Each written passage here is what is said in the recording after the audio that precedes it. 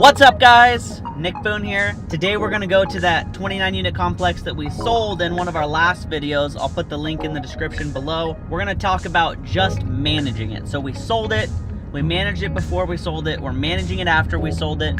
What does the management side look like? What are you dealing with in terms of property management, in terms of tenants and maintenance and accounting and all of that craziness? That's what we're gonna talk about today. So we're headed to that same complex right now. I was gonna take you to another one, but we had some crazy windstorms here, so it doesn't look the best. I don't wanna show you guys trashed property on the outside, because you'll be like, what is Nick doing? Old sketchy old Nick Boone, you know?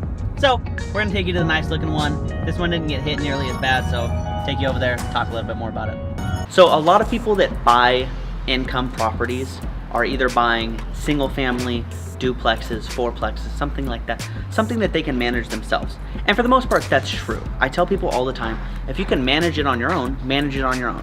It's not rocket science to manage a property.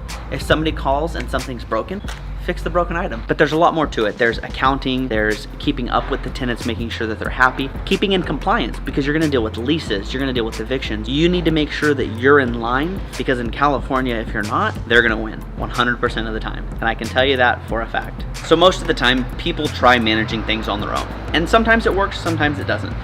If you're a very organized person and up to date on all the laws, you can easily manage your own property.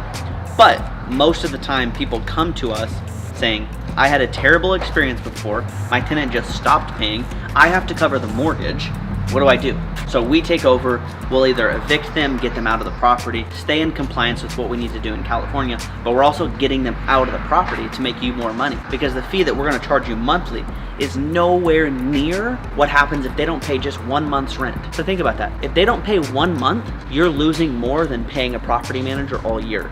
That's pretty crazy. So we do everything we can to make sure that we're in compliance, that we're finding great tenants, running background checks, credit checks, making sure that the person that we're putting in your property is a good person to stay at the property. That's what we do as a property manager. We're coordinating with all of the tenants. We're making sure that they're happy. None of their toilets are leaking. Obviously, that's the biggest one that everyone says when managing a property. I can deal with a leaky toilet.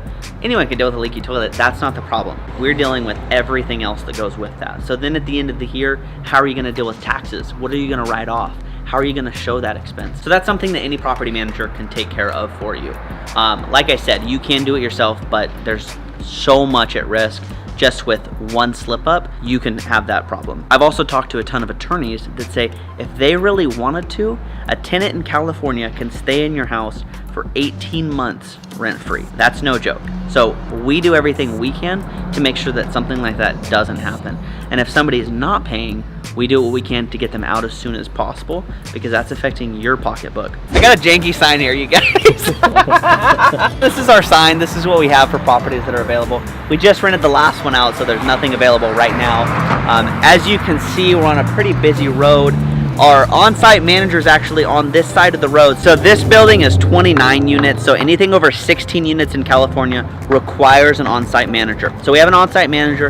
His job is to walk around, make sure our signs are level. I mean, that's day one stuff, but he walks around, checks out trash, kicks people out if they shouldn't be here, walking through the alley, making sure that people aren't dumping illegally, all of that stuff in there. So that's an on-site manager's job, and staying on top of those guys is one of the most important things with an apartment complex. So we've talked a lot about the good of owning an apartment complex. Now I want to show you a little bit of the bad of owning an apartment complex. So I don't know if you can see right here, but these pipes, there's 2 pipes right here that were just recently added, is because there was a pool of water up here that caved through onto a call. Guess who has to deal with that? Guess who gets that phone call?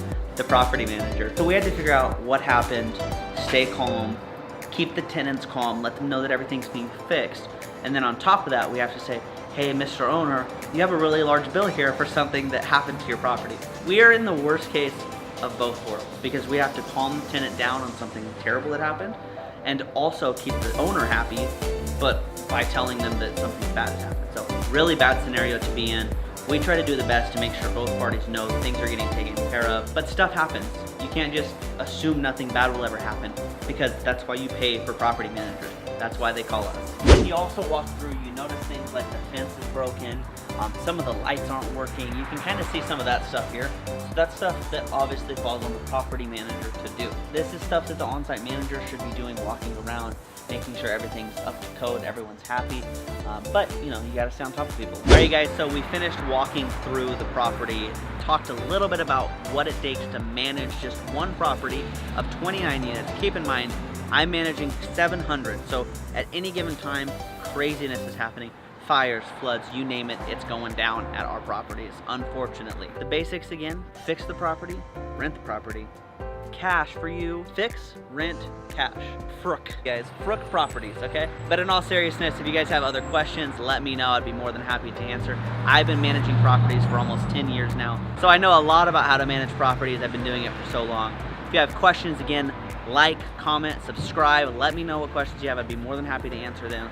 I'll see you guys in the next video.